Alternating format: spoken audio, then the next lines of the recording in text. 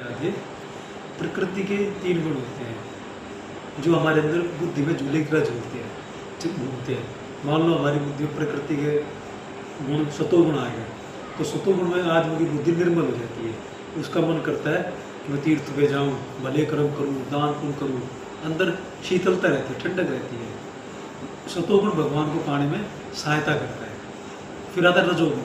अगर रजोगुण आ गया तो आदमी संसारिक हो जाता है, संसारिक मान प्रतिष्ठा के लिए कर्म करता है। और तमोगुण आ जाए तो आदमी आलसी हो जाता है, बुरे विचारों में चला जाता है। तो भगवान कहते हैं अर्जुन, तमोगुण को तो बलपूर्वक मार, कुछ भी कर इस तमोगुण को मार, यानी कि हमें अपने आप को व्यस्त रखना चाहिए, बिजी रखना चाहिए।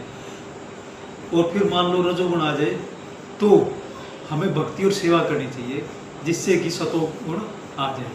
और जब सतोगुण आ जाए तो हमें भक्ति और सेवा को बढ़ा देना चाहिए कि सतोगुण बना रहे। तो जो व्यक्ति सतोगुण में ज़्यादा रहता है वो किसी पल रजोगुण में तो आ सकता है लेकिन वो तमोगुण में नहीं जाएगा। रजोगुण वाला साधक किसी पल तमोगुण में जा सकता है। तो भगवान कहते हैं अर्जुन, ये प्रकृति के 3 गुण विनाशकारी हैं, इसलिए ये मुझे नहीं पकड़ सकते, हम इनसे भगवान को नहीं पा सकते। इसलिए हमें सतोगुण से भी संबंध तोड़ना पड़ेगा। सतोगुण से संबंध तोड़ना होता है कि नेकी कर और दरिया में डाल। हम भक्ति तो करते हैं लेकिन उसका अहंकार नहीं करते। हम तीर्थों पर जाते हैं लेकिन उसका अहंकार नहीं करते।